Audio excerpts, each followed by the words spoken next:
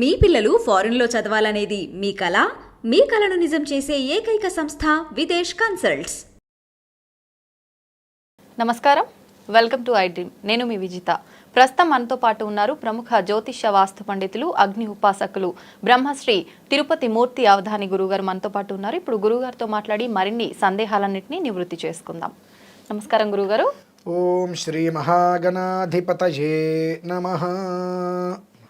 గురుగారు, మనకు చంద్రగ్రహణం గురించి మాట్లాడుకున్నాం. చంద్రగ్రహణం అయిపోయింది. తర్వాత వెంటనే కొంత వ్యవధిలోనే సూర్యగ్రహణం కూడా రాబోతుంది. ఏప్రిల్ 8వ తారీఖు సూర్యగ్రహణం రాబోతుంది అంటున్నారు. అయితే ఈ గ్రహణం ప్రభావం మన భారతదేశం పైన ఉందా? ఉంటే ఎటువంటి నియమాలు పాటించాలి? అదేవిధంగా 9వ తారీఖు మనకు ఉగాది ఉంది కదా గురుగారు, ఈ గ్రహణ ప్రభావం మనకు ఆ ఉగాది పైన ఏమైనా పడబోతుందా? ఎలా ఉంటుంది గురుగారు, తెలియజేయండి. సకల ప్రజలు సర్వమానవాళి క్షేమాన్ని కోరి అడిగినట్టుగానే అనిపిస్తుంది ఈ ప్రశ్న. ఒక రకంగా నాకు ఒకంత ఆశ్చర్యకరంగానే ఉందమ్మా. ఎందువల్లనంటే 15 రోజుల వ్యవధిలో 2 గ్రహణాలు. విచిత్రం, ఈ సూర్యగ్రహణం కూడా మన భారతదేశానికి లేదు. ఓకే, ఈ సూర్యగ్రహణం కూడా మన భారతదేశానికి లేదు. దాని గురించి మనం చర్చించుకోవాల్సిన అవసరం లేదు. కానీ 15 రోజుల వ్యవధిలో 2 గ్రహణాలు రావటము అనేటువంటిది ప్రపంచానికి ముప్పే. ఏ దేశాలైతే ఇతర దేశాలలో ఎక్కడెక్కడైతే గ్రహణ ఛాయలు అనేటువంటిది కనిపిస్తూ ఉంటాయో ఖచ్చితంగా అవన్నీ కూడా అన్ని రకాల ఇబ్బందులకి గురవక తప్పదు. కొన్ని అంతర్యుద్ధాలు, బాహ్య యుద్ధాలు, ప్రభంజనాలు,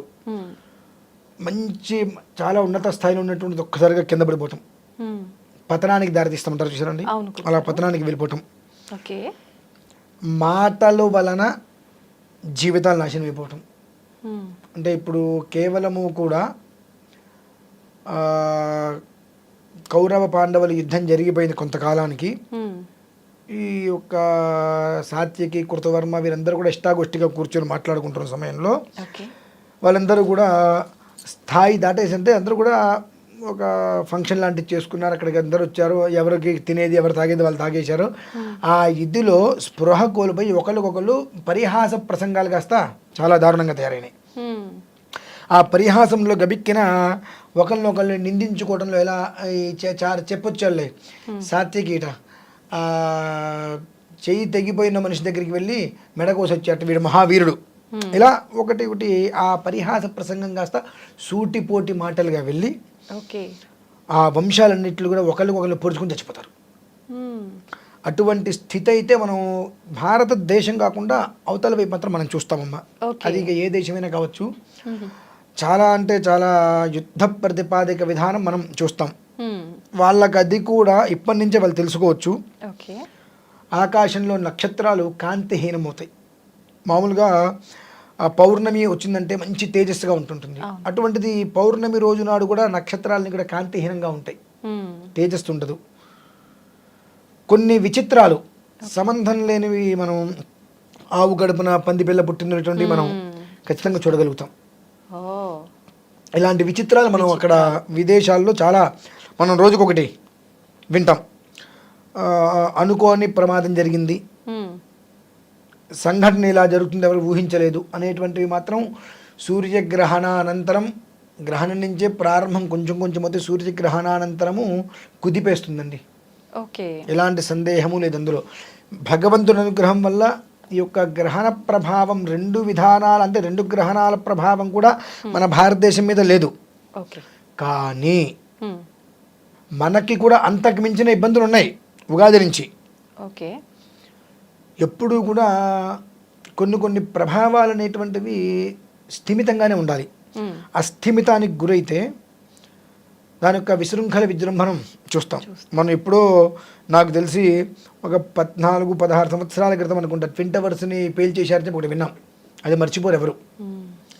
తర్వాత సునామీ అనేటువంటిది ఒకటి మనం విన్నాం, గట్టిగానే విన్నాం సునామీ. ఆ సునామీని మనం మర్చిపోలేం. ఈ కరోనా అనేటువంటిది మనం విన్నాం. ఈ 3 చాలా గట్టివి. దాన్ని తలపించింది ఇంకోటి వస్తుందమ్మా. ఇప్పుడు యావత్ ప్రపంచం వస్తుంది. కొంతమంది నేను భయపెడతా అని చెప్పి నన్ను నానా రకాలుగా దూషిస్తారు, మంచిది శుభం. నన్ను దూషించడం వలన జరిగేది ఆగదు కదా. దానికి ప్రత్యామ్నాయ మార్గం ఆలోచించుకుంటే జరిగేది ఆపవచ్చు. ఈయన ఇలా చెప్తారు, ఆయన ఇలా చెప్తారు, 10 రకాలు దూషించడం వలన జరిగేటువంటి విపత్తులను ఆపలేం. విపత్తులను ఆపాలంటే కనీసం ప్రతి ఒక్క మనిషి పంచాక్షరి నామస్మరణ చేసుకుంటూ ఈశ్వర ధ్యానం చేసుకుంటే కనీసం మాత్రం గుడ్డి కన్నా మెల్లొత్తం అంటారు కదండి, అలా ఆపడానికి ప్రయత్నం చేసుకోవచ్చు. ఆయన భయపెట్టారు అంటే సిగ్గుండాలి ఆ మాట అనుకోవడానికి. భయపెట్టడం ఏంటి?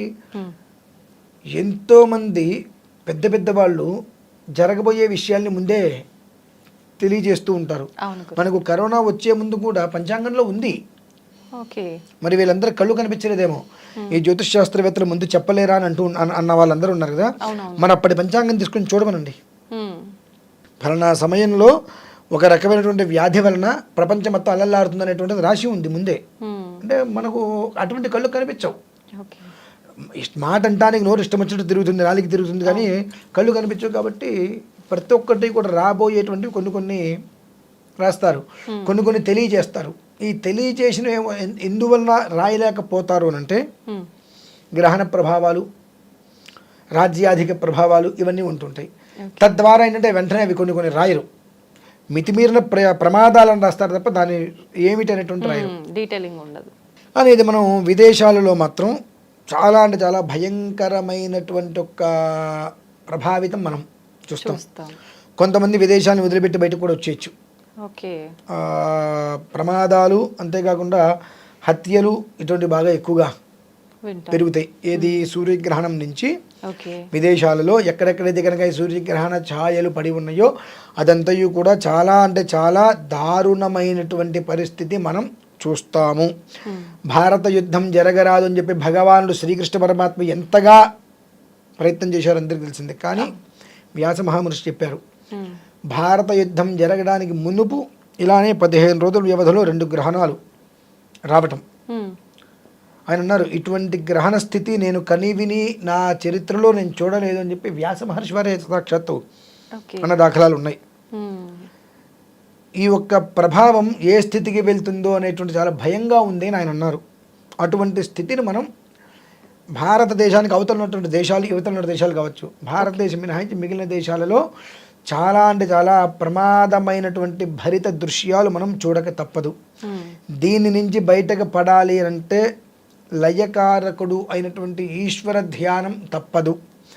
ఈశ్వర ఆరాధన ఎంతగా చేసుకోగలిగితే అంతగా తనను తాను, తనున్న ప్రదేశాన్నో, తన వాతావరణాన్ని, తన కుటుంబాన్నో కాపాడుకోగలుగుతాడు.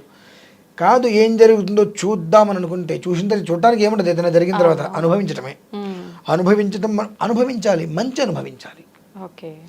చెడు, దుర్మార్గం, ఇబ్బందులు, తలకాయ నొప్పులు, క్షామడాంబరాది దోషాలు, కష్టాలు వద్దు. సుఖాన్ని, సంతోషాన్ని అనుభవించు. చూద్దాం అది ఎలా జరుగుతుందో అనంటే అది జరిగేటానికి మనం చూడగలమా? ఒక మెరుపు వస్తే ఒక క్షణం దాన్ని చూస్తే మళ్ళీ కళ్ళు కనిపించదు, దేనో దాన్ని చూడటానికి వెంటనే. సూర్యుడిని నేను చూస్తాను, నా కళ్ళు చాలా పవర్ అని చెప్పి చూస్తాం. ఒక 30 సెకండ్లో కళ్ళు నారపకుండా సూర్యుని చూస్తే తర్వాత మొత్తం ఒక క్షణకాలం పాటు చీకటి అనిపిస్తుంది. అంటే అక్కడ ఎక్కడో కొన్ని లక్షల మైళ్ళ దూరంలో ఉన్నటువంటి సూర్యనారాయణ స్వామిని కంచి చూస్తే నీ కళ్ళు తట్టుకోలేకపోతున్నాయి. మరి ఇదేదో వస్తే నేను చూస్తా అంటే మనం ఉంటామా? ఆ వైబ్రేషన్ తట్టుకోలేము. అక్కడెక్కడో సూర్యనారాయణ స్వామి ఎండకే మనం తట్టుకోలేకపోతున్నాం ఇక్కడ. మరి ఈ విపత్తు మీదకి వస్తుందంటే మనం తట్టుకోగలమా? విపత్తు మీదకి రాకుండా గ్రహణ ఛాయలు, గ్రహణ ప్రభావం నుంచి మనల్ని మనం కాపాడుకోవాలి అంటే ఖచ్చితంగా అన్ని దేశాలలో మన వాళ్ళు ఉన్నారు కాబట్టి వాళ్ళకి ఈ విధానం అవగాహన ఉంది కాబట్టి శివనామస్మరణ ఎంత చేసుకోగలిగితే అంతగా తనను తాను కాపాడుకోగలుగుతాడు. అదమ్మా పరిస్థితి. చాలా దారుణమైన పరిస్థితి అయితే మాత్రం ఈ 2 గ్రహణాల రీత్యా భారతదేశానికి అటు కాని ఇటు కానిటువంటి విదేశాలకి మాత్రం ఖచ్చితంగా చాలా భయం ఎక్కువగానే ఉంది. అందులోనూ ఈ గ్రహణ ఛాయలు ఏ దేశంలో అయితే కనుక ఉన్నాయో ఆ దేశాలకు మాత్రం పెనుముప్పు తప్పదు. నమస్తే గురుగారు.